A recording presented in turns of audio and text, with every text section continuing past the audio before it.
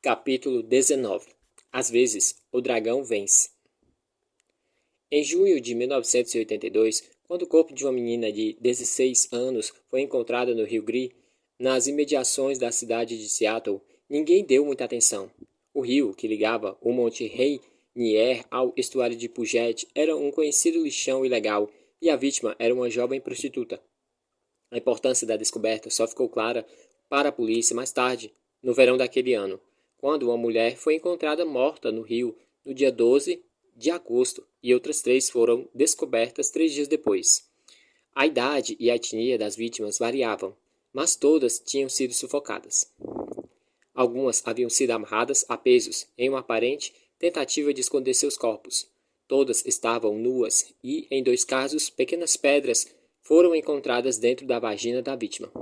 A natureza serial dos crimes, então, era inegável e trazia lembranças sinistras dos últimos assassinatos em série de Seattle, o sequestro e homicídio de pelo menos 8 mulheres da região em 1974 por um sujeito misterioso conhecido apenas como Ted. Aqueles casos haviam permanecido sem solução por 4 anos, até que um jovem bonito e articulado chamado Theodore Robert Bundy foi preso por uma série brutal de assassinatos em uma república de estudantes da Flórida. Àquela altura, ele já tinha atravessado o país matando pelo menos 23 mulheres e ganhado um lugar de destaque à Câmara dos Horrores do nosso imaginário coletivo. O Major Richard Kasky, da Divisão de Investigação Criminal de King County, estava encarregado das investigações e, desejando aplicar o que aprendera, pediu a assistência do FBI para traçar o perfil psicológico do assassino do Rio Gree. Embora os investigadores da recém-formada força-tarefa, que envolvia diversas jurisdições, discordassem a respeito da ligação entre todos os crimes, havia um claro fator comum. Todas as vítimas eram prostitutas que trabalhavam na SeaTac Strip, a estrada da costa do Pacífico perto do aeroporto internacional de Seattle-Tacoma, e agora mais jovens estavam desaparecidas. Em setembro, Allen Wintker, o SAC de Seattle, visitou o Quantico para um treinamento e nos apresentou um conjunto detalhado dos 5 casos originais. Como eu costumava fazer sempre que queria me concentrar sem constantes interrupções dos funcionários de telefones, acabei me escondendo no último andar da biblioteca, onde poderia ficar sozinho, olhar pela janela, o que era sempre uma agradável novidade para nós que trabalhávamos no subsolo, e tentar entrar na mente do criminoso e de suas vítimas. Passei mais ou menos um dia analisando material, que incluía relatórios e fotos das cenas dos crimes, protocolos de autópsias e descrições das vítimas. Apesar das variações de idade, etnia e modus operandi, as semelhanças eram fortes o bastante para sugerir que todos os assassinatos haviam sido cometidos pelo mesmo indivíduo. Tracei o perfil detalhado de um homem branco fisicamente forte, desajustado e desempregado, que se sentia confortável no Rio e não tinha remorso em relação ao que estava fazendo. Pelo contrário, era um homem em uma missão a cumprir. Era um homem com uma missão a cumprir, que havia passado por experiências humilhantes com mulheres e estava determinado a punir o maior número que conseguisse das que consideravam serem as piores entre elas. Mas, ao mesmo tempo, alertei a polícia de que, devido à natureza dos crimes e das vítimas, muitas pessoas se encaixavam no perfil. Ao contrário de alguém como Ed Kemper, por exemplo, que esse sujeito não seria nenhum gênio. Seus crimes eram pouco sofisticados e de alto risco.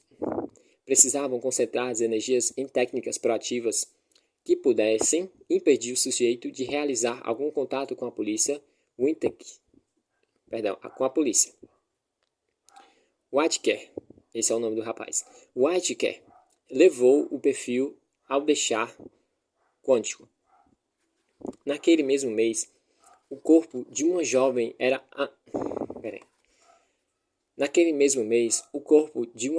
em avançado estado de decomposição foi encontrado em uma área de risco perto do aeroporto. Ela estava nua, com um par de meias masculinas amarrado no pescoço. O médico legista calculou que fora assassinado mais ou menos na mesma época que as vítimas foram encontradas no rio. Talvez o assassino tivesse mudado seu modus operandi depois de saber que o rio estava sendo vigiado. Como foi detalhado no Search of the Green River Killer, a busca pelo assassino do rio Green, um relato de Carl Smith e Thomas Guller, a partir de uma pesquisa muito cuidadosa, o suspeito número 1 era um taxista de 44 anos que se encaixava no perfil em praticamente todos os aspectos e havia se metido na investigação, ligando para a polícia com dicas de como encontrar o assassino e sugerindo que deveriam prestar atenção em outros taxistas. Ele passava muito tempo com prostitutas e moradoras de rua ao longo do Search Strip. Rondava compulsivamente de carro pela cidade, bebia e fumava como sugeria o perfil traçado e demonstrava preocupação com a segurança das prostitutas. O sujeito havia se divorciado 5 vezes. Morava perto do rio com um pai viúvo, dirigia um carro velho e antiquado, do qual não cuidava muito bem, e acompanhava com muita atenção a cobertura do caso pela imprensa. A polícia marcou de interrogá-lo em setembro, e me ligou para eu ajudasse com a estratégia. Nessa época, eu estava viajando loucamente, indo de um lado para o outro do país, quase toda semana para tentar acompanhar os meus casos. Quando a polícia ligou, eu estava fora da cidade. Eles conversavam com Roger Depoer, diretor da unidade, que disse que eu voltaria em Pelham em alguns dias, e sugeriu fortemente que esperasse para fazer o interrogatório depois que tivesse se consultado comigo. Até aquele momento, o suspeito estava cooperando e não planejava deixar a região. Mas a polícia resolveu interrogá-lo de uma vez, e isso durou o dia inteiro, desencadeando um confronto. Olhando para a situação agora, talvez as coisas pudessem ter sido feitas de outra maneira. Os testes de polígrafo apresentaram resultados ambíguos, e embora a polícia o tenha colocado sob forte vigilância e continuado reunindo provas circunstanciais, nunca conseguiram criar um argumento contra ele. Como não fiz parte da etapa da investigação, não posso afirmar se esse indivíduo era ou não um suspeito promissor, mas essa falta de coordenação e foco prejudicou bastante o início do processo, justamente quando a probabilidade de capturar os culpados costumava ser maior. Ele está preocupado, não sabe o que esperar, e o fator cu na mão se encontra muito alto do que nunca. Com o passar do tempo, o suspeito percebe que está conseguindo se safar e se sente confortável. Ele se acalma e refina seu modus operandi. No começo desse caso, a polícia local não tinha nem mesmo um computador, e à medida que a investigação avançava, pela velocidade com que estavam processando as pistas, teria levado 50 anos para avaliar adequadamente o que tinha em mãos. Se um tipo de investigação como a do assassino do Rio Green fosse realizado hoje, espero e acredito que a organização inicial seria mais eficiente e a estratégia mais bem definida. Mesmo assim, seria exatamente trabalhosa. Essas prostitutas tinham vidas monótonas. Muitas vezes, quando o namorado ou cafetão comunicava à polícia do desaparecimento de uma delas, ela havia sumido por vontade própria ou simplesmente se mudado para outra região ao sul ou ao norte da costa. Muitas adotavam nomes falsos, tornando a identificação dos corpos e o rastreamento dos casos um pesadelo. Assim, era muito difícil encontrar registros médicos e odontológicos. Além disso, a relação e a cooperação entre a polícia e a comunidade de prostitutas eram no mínimo tensas. Em maio de 1983, uma jovem prostituta foi encontrada toda vestida em uma cena cuidadosamente encenada. Um peixe foi posicionado em seu pescoço, o outro sobre o seu seio esquerdo, e uma garrafa de vinho foi encaixada entre as suas pernas. A vítima tinha sido estrangulada com um cabo fino e uma corda. A polícia registrou sua morte como a de autoria do assassino do Rio Green. Mas, embora eu acreditasse que a última vítima encontrada em terra firme tivesse ligado às outras, essa me parecia se encaixar mais com um homicídio de causa pessoal. Não era uma vítima aleatória. Havia ódio demais ali. O assassino a conhecia bem. No fim de 1983, o número de mortes subira para 12, com outras 7 mulheres desaparecidas. uma das quais morrera, estava grávida de 8 meses. A força-tarefa pediu que eu viajasse até lá para prestar consultoria. Como já disse, eu estava tentando lidar com diferentes estágios do caso Wayne Williams em Atlanta, o assassino do calibre .22 em Buffalo, um matador da trilha de São Francisco, o caso de Robert Hansen em Ancoragem, um incendiário em série antissemita em Hartford e mais de 100 outras investigações ativas. A única maneira de conseguir lidar com todas era me esforçando a sonhar com elas à noite. Eu sabia que estava me esgotando. Só não tinha noção do quanto e quão rápido. E assim que a força-tarefa do caso do Rio Grande disse que precisava de mim, eu sabia que precisaria me esforçar para ajudá-los também.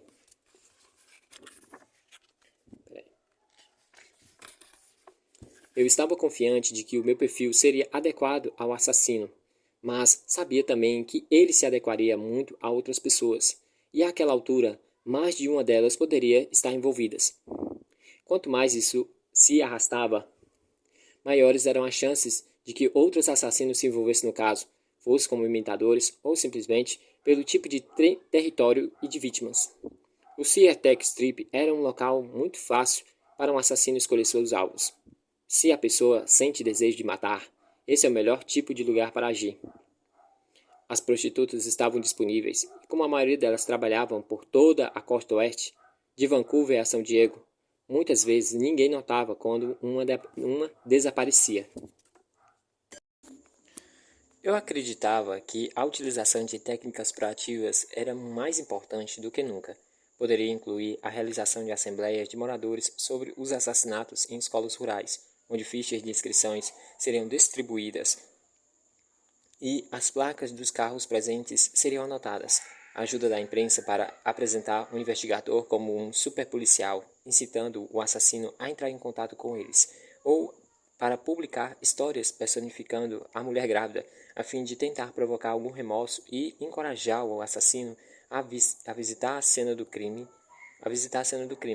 Vigilância de locais de desovos não divulgados, o uso de policiais como iscas, ou várias outras possibilidades. Levei comigo Blame McLean e Ron Walker, dois dos meus analistas de perfis mais novos, em minha viagem para Seattle em dezembro, imaginando que aquele seria um bom caso para começar a ganhar alguma experiência in loco. E ainda bem que levei os dois. Como se Deus ou alguma ordem cósmica tivesse planejado isso. Eles salvaram minha vida. No momento em que arrombaram a porta do meu quarto de hotel, trancado e presa com a corrente, me encontraram inconsciente convulsionando no chão, quase morrendo por causa da febre que fervia o meu cérebro. Quando finalmente me recuperei e voltei para trabalhar, em maio de 1984, o assassino de Green River continuava solto, e assim permaneceu por mais 2 décadas. Nota: em 2003, o assassino do Rio Green, Gary Ridgway, foi condenado oficialmente pela Corte Superior do Condado de Kane, no estado de Seattle, pela autoria de 48 homicídios. Por meio de um acordo com a promotoria para evitar a pena de morte, Ridgway foi condenado à prisão perpétua sem possibilidade de condicional. O assassino do Rio Green só foi preso pela primeira vez em 2001, 6 anos após a publicação desse livro.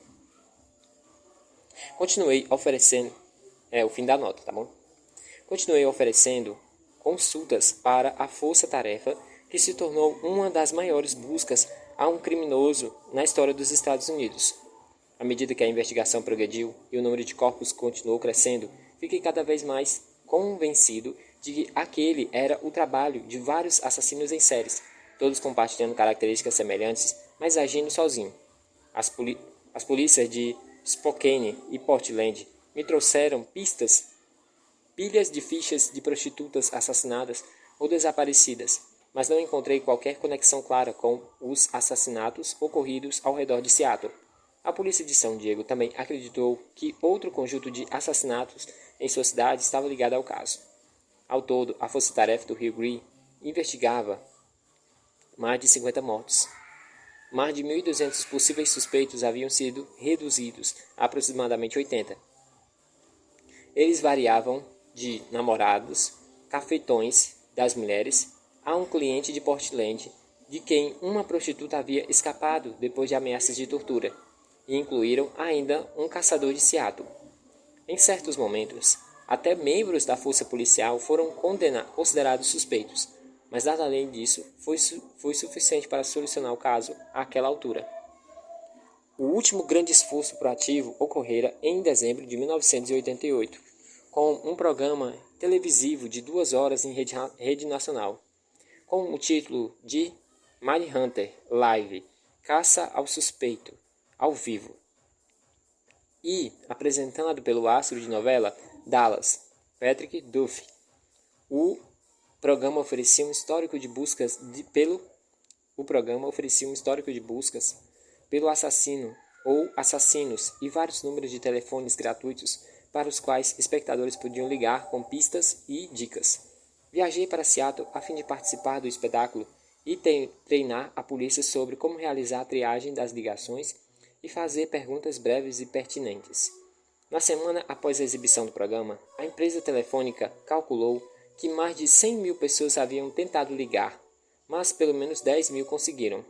E depois de 3 semanas, simplesmente não havia mais recursos financeiros e voluntários para manter as linhas abertas. No fim, a tentativa simbolizou muito outros aspectos do caso do Rio Green.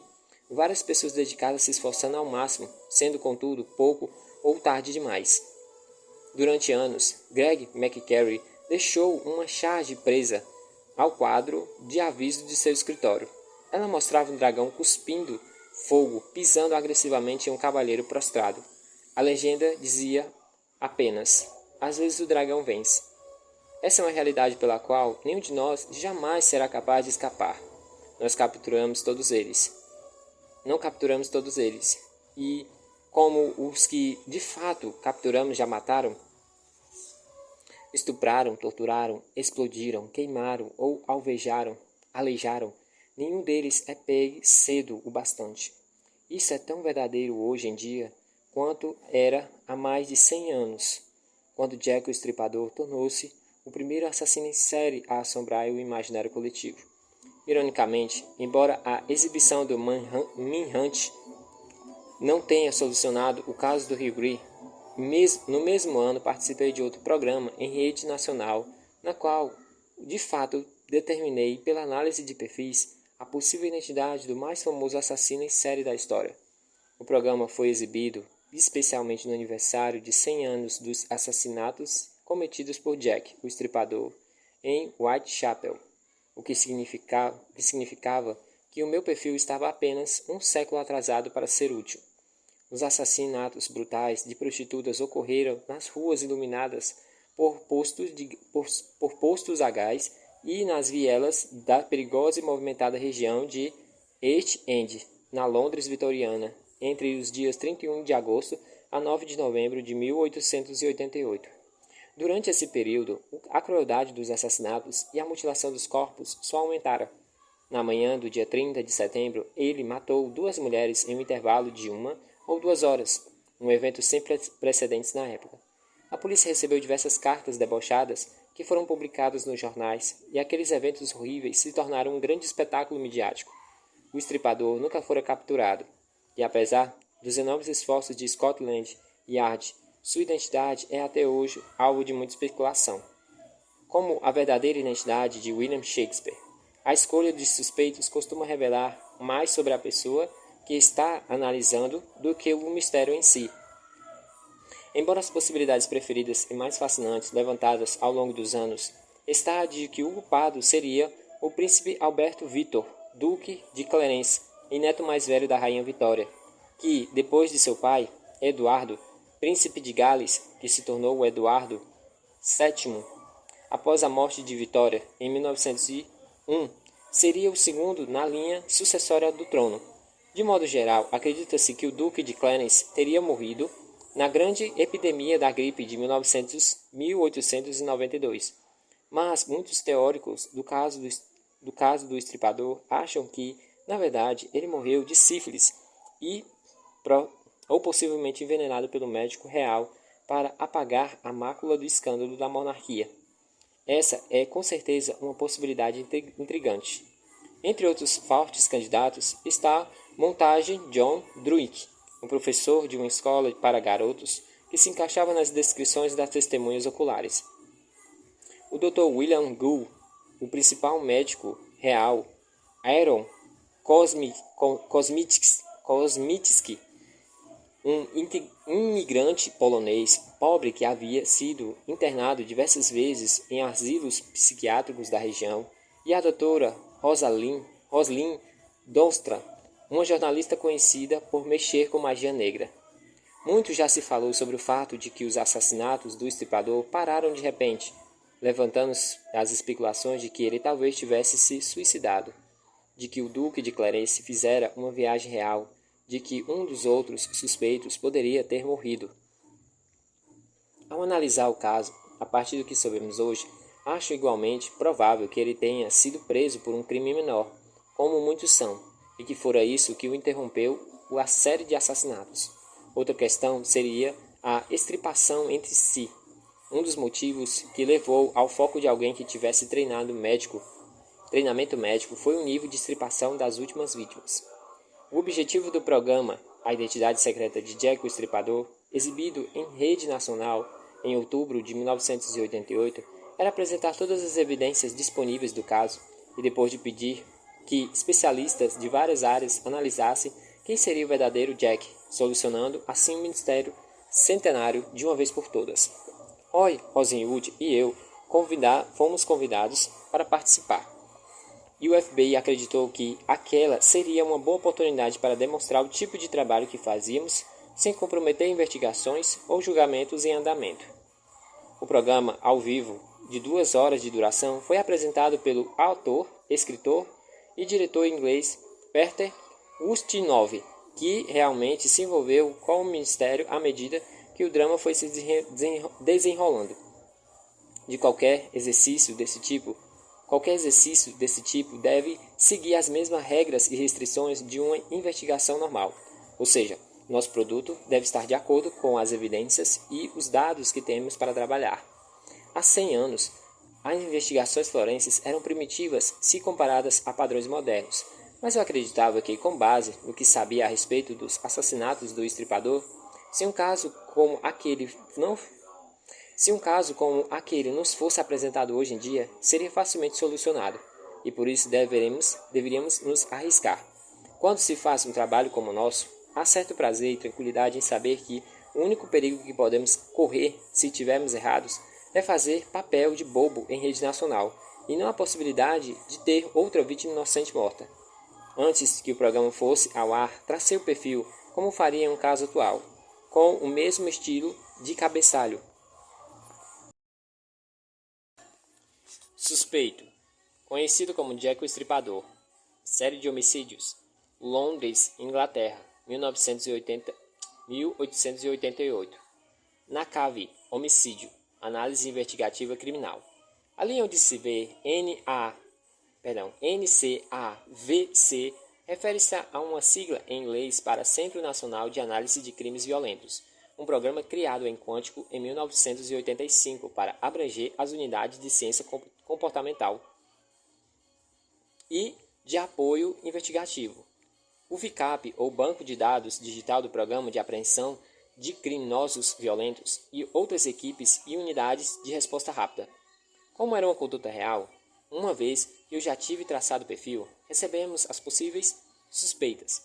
Por mais interessante que o Duque de Clarence pudesse parecer sobre uma perspectiva dramática, depois de avaliar todas as evidências disponíveis, Roy e eu consideramos separadamente Aaron Kosmicki como um candidato mais provável. Como no caso do estripador de Yorkshire, 90 anos depois, estávamos convencidos de que as cartas debochadas para a polícia haviam sido escritas por um impostor, alguém que se passava pelo verdadeiro Jack.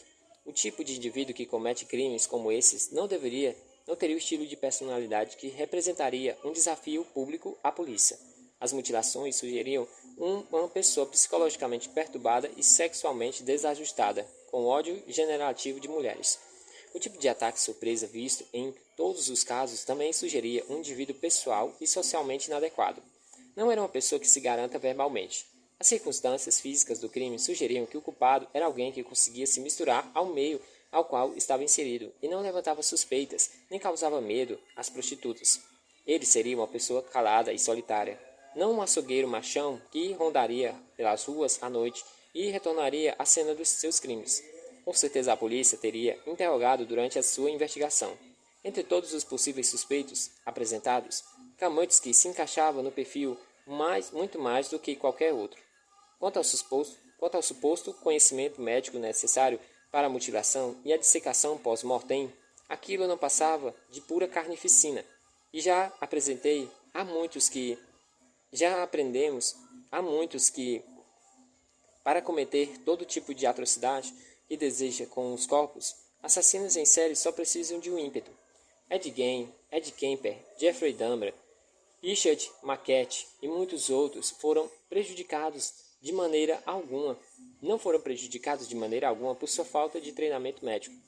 Tendo apresentado uma análise, preciso recuar um ponto em minha declaração original, salientando que, mesmo ao analisar o caso 100 anos depois, não posso ter certeza de que Aaron Kamatsky tenha sido o estuprador.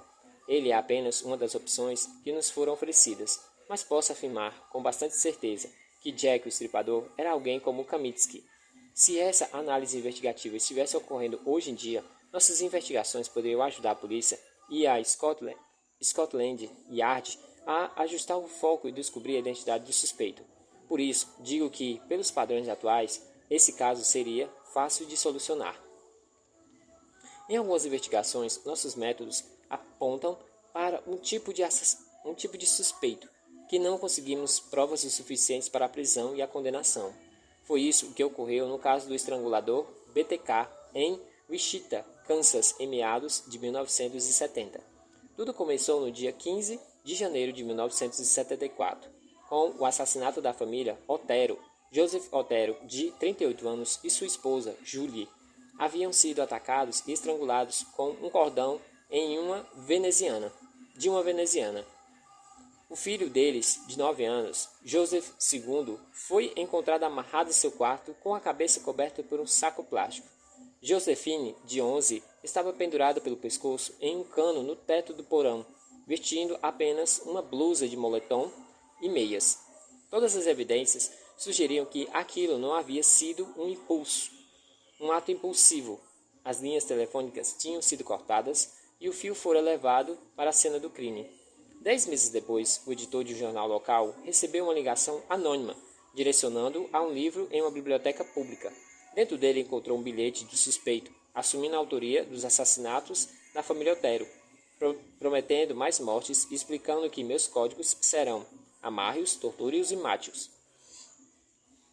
Vários outros assassinatos de jovens ocorreram nos 3 anos seguintes, depois dos quais uma carta para um canal de televisão local revelou muito sobre a psique do suspeito, que queria criar seu próprio apelido cuidadosamente. Quantas pessoas precisei matar antes que vocês incluíssem o meu nome nos jornais e eu receba alguma atenção nacional? Em uma das suas mensagens publicadas, ele comparou seu trabalho ao de Jack, o estripador, do filho do tio Sam e do estrangulador da encosta. Todos fracassados obscuros que se tornaram celebridades com seus crimes. Ele atribuía seus feitos a um demônio e ao fator X, levando a muita especulação nos jornais a respeito de sua personalidade. No entanto, ele também incluía desenhos obscenos de mulheres nuas em várias poses, sendo amarradas, estupradas e torturadas. Essas ilustrações horrendas não foram publicadas, mas forneciam uma boa ideia do tipo de pessoa que estávamos procurando. A partir disso, era apenas a questão de reduzir o número de suspeitos. Como os de seu herói, Jack o Estripador, os assassinatos de BTK pararam de repente. Nesse caso, porém, acredito que a polícia o tenha entrevistado. Ele tivesse percebido que estava chegando perto e tenha sido inteligente e sofisticado a ponto de parar antes que a polícia conseguisse juntar provas o suficientes. Espero que tenhamos pelo menos neutralizado ele, mas às vezes o dragão vence. Às vezes o dragão vence em nossas próprias vidas também. Quando um assassino mata uma pessoa, ele leva muitas vítimas junto com aquele indivíduo. Não sou o único na minha unidade a faltar ao trabalho por problemas relacionados a estresse. Muito pelo contrário. E os incidentes de questões familiares e crises conjugais são numerosos demais para serem ignorados. Em 1993, meu casamento com Pan terminou depois de 22 anos. Provavelmente, teríamos versões diferentes do que ocorreu entre nós, mas certos fatos são inegáveis. Estive ausente demais durante a infância de nossas filhas, Erika e Lauren. Mesmo quando não estava viajando, ficava tão consumido pelo trabalho que Pam muitas vezes se sentia mãe solteira.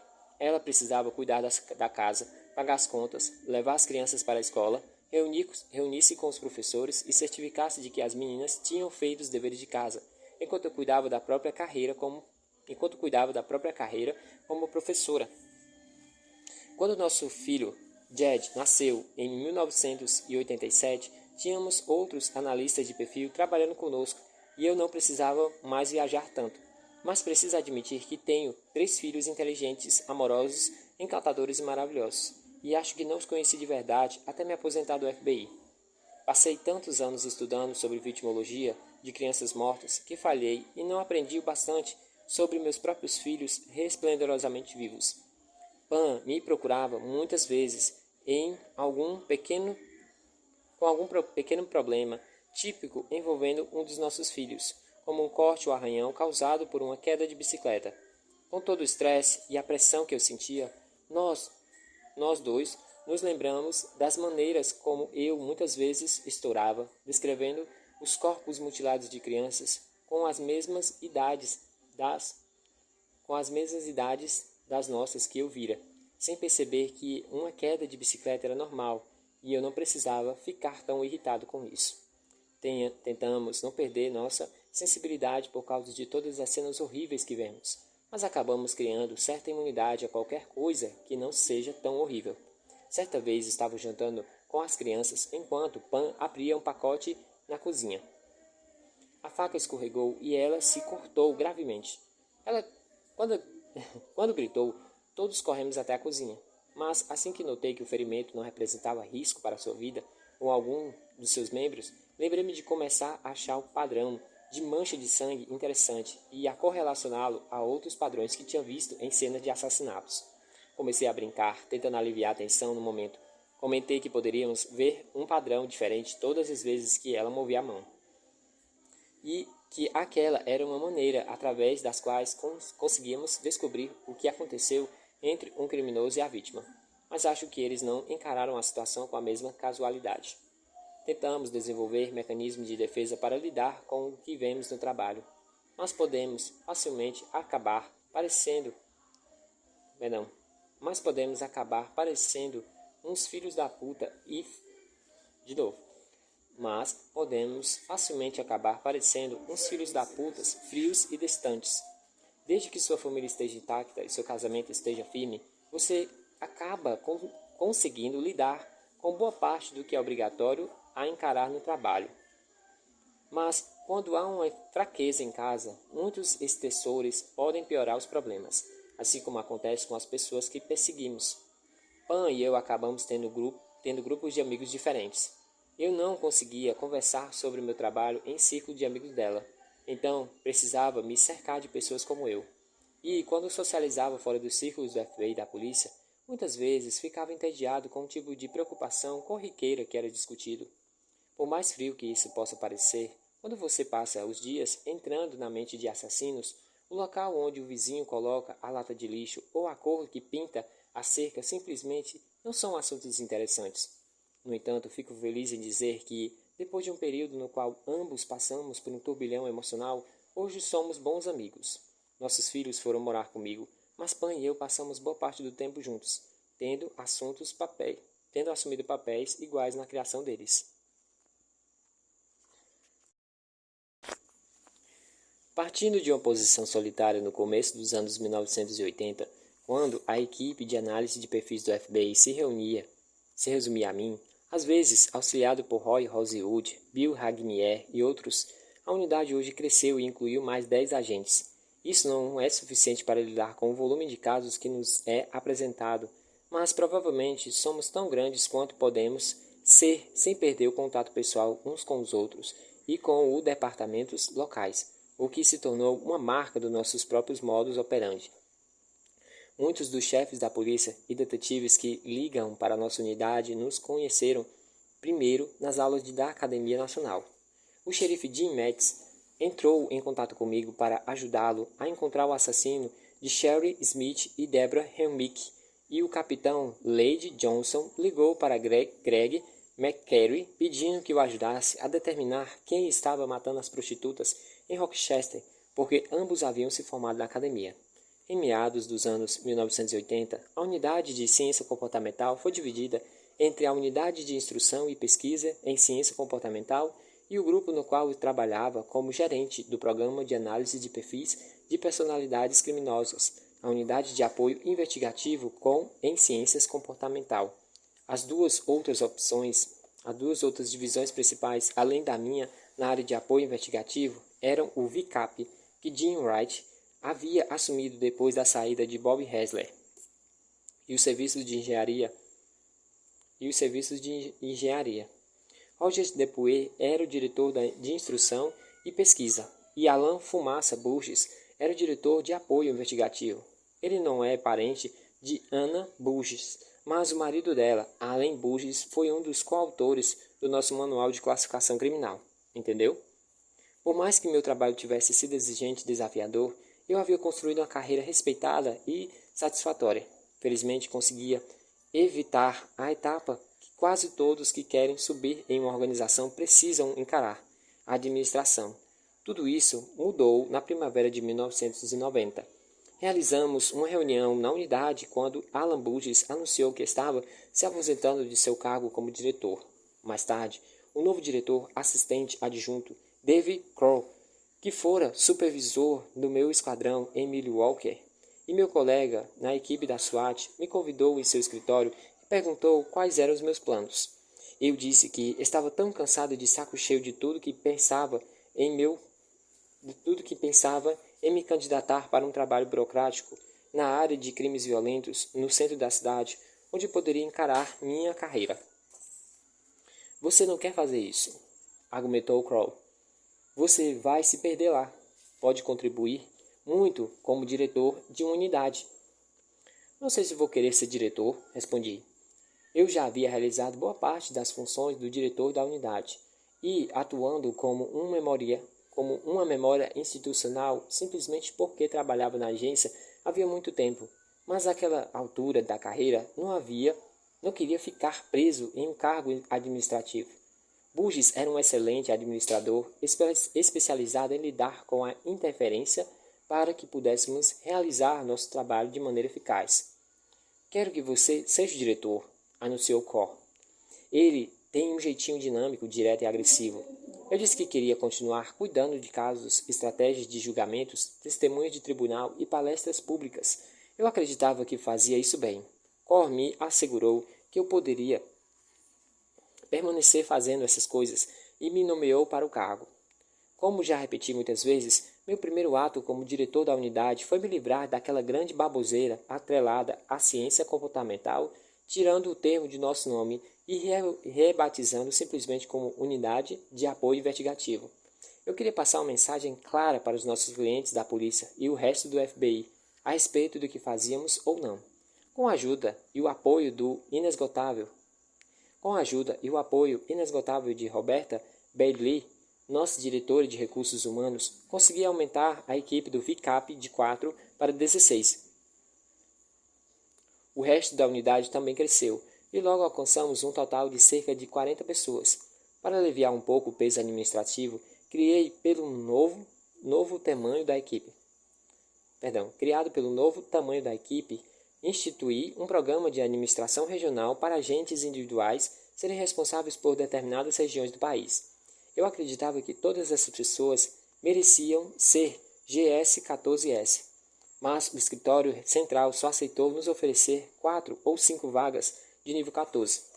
Então fiz com que eles concordassem que, conforme cada um passasse por um programa de treinamento especializado de 2 anos, seria ungido como especialista e reconhecido como agente especial supervisor, com direito ao treinamento e salário apropriados. O programa envolvia frequentar com ouvintes todos os cursos da Unidade de Ciência Comportamental ministrados na Academia Nacional, realizar 2 cursos do Instituto de Patologia das Forças Armadas, trabalhar nas áreas de Psiquiatria e Direito na Universidade de Virgínia. Park Dietis trabalhava lá na época.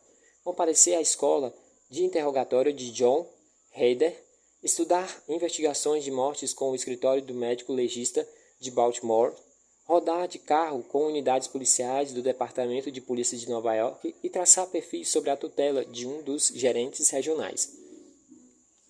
Também realizamos trabalhos internacionais como nunca. No último ano, antes da minha aposentadoria, por exemplo, Greg McCary participou de importantes casos de assassinatos em séries no Canadá e na Áustria. Em termos funcionais, a unidade se saiu bem, administrativamente, deixando as coisas meio soltas, o que é apenas um aspecto da minha personalidade. Quando eu via que alguém estava exausto, passava por cima das regras e regulamentos e dava uma folga para a pessoa. No fim, ela ficaria muito mais eficiente do que se tivesse seguido as leis à risca. Quando se tem as melhores pessoas da área trabalhando para você e não se pode recompensá-las financeiramente, é preciso ajudá-las de outras maneiras. Também me dei bem com a equipe de apoio, e quando me aposentei, eles pareceram os mais tristes em me ver partir. Isso provavelmente retoma a meus anos na Força Aérea. Tantos líderes do FBI eram oficiais do Exército, e tantos como o meu último saque, Robin Montgomery, eram heróis de guerra condecorados. Que eles lidavam com as coisas da perspectiva de um oficial. Não há nada de errado nisso, e a maioria das grandes organizações funcionam com menos eficiência se todos os administradores fossem como eu. Mas eu era um homem alistado, por isso sempre me identificava emocionalmente com a equipe de apoio. Portanto, tinha mais chance de conseguir a ajuda necessária do que alguns dos outros diretores. Muitas pessoas imaginavam que o FBI da mesma maneira que costumavam imaginar o IBM, como uma grande organização burocrata de homens e mulheres inteligentes e bem-sucedidos, mas intercambiáveis e sem graça, vestindo camisas brancas e ternos escuros. Mas eu tive sorte de participar de um pequeno grupo de indivíduos verdadeiramente únicos, cada um se destacando pelos próprios méritos, à medida que o tempo passou e o papel da ciência comportamental cresceu dentro do nosso trabalho de agentes da lei. Todos desenvolvemos interesses próprios e o campo da especialização. Desde o início dos nossos trabalhos, desde o início dos nossos estudos, Bob Hessler seguiu a área de pesquisa, enquanto me dediquei ao lado operacional. Roy Rosenwood é especialista em estupros e assassinatos de motivações sexuais. Ken Lane é a principal autoridade em crimes contra crianças. Jim Hesser começou trabalhando com perfis, mas descobriu que poderia contribuir intensamente com a área de estresse e gerenciamento de estresse para policiais e agentes federais. Ele é PhD nessa área e já escreveu diversos textos e é requisitado por sua habilidade como conselheiro por toda a comunidade de agentes da lei. Depois de entrar em nossa unidade, Jim Wright não apenas assumiu o treinamento do novo alistamento de perfis, mas também se tornou principal autoridade em perseguições, um dos crimes interpessoais graves que vem crescendo com muito mais rapidez. E todos nós desenvolvemos muitas relações com o escritório regional, os departamentos de polícia, os escritórios de xerife e as agências estaduais espalhadas pelo país, para que, quando alguém ligar precisando de nossa ajuda, saiba que pode confiar na pessoa com quem está falando.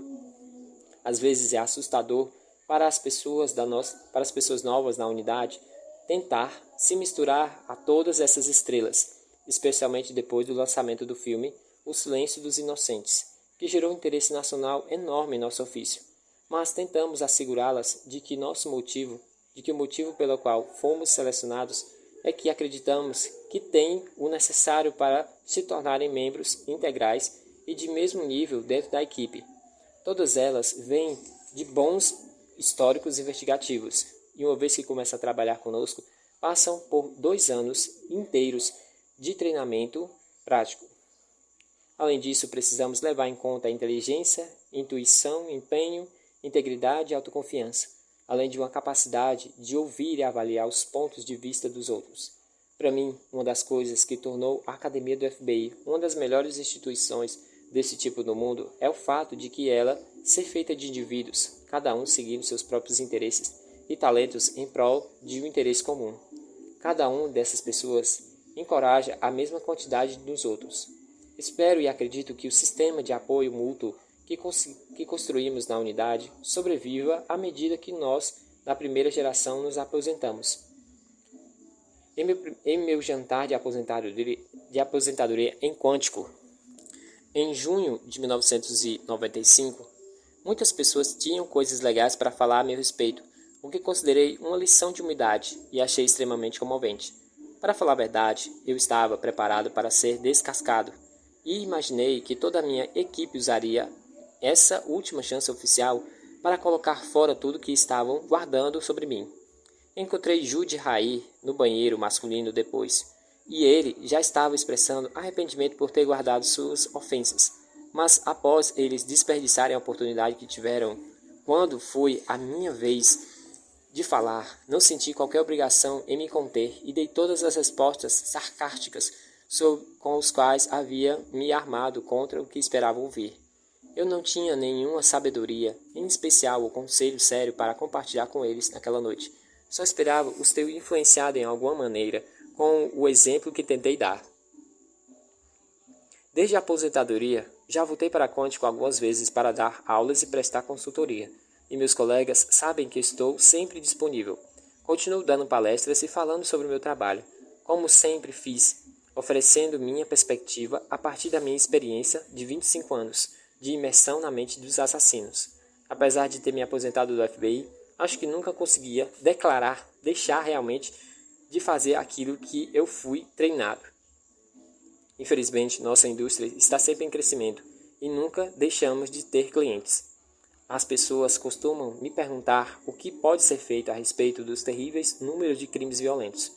Embora definitivamente existam coisas práticas que podem e devem ser feitas, acredito que a única maneira de resolvermos nosso problema de criminalidade é se uma quantidade suficiente de pessoas realmente quiser que isso aconteça. Não há problema algum em aumentar o número de policiais, tribunais e presídios, e em melhorar técnicas investigativas.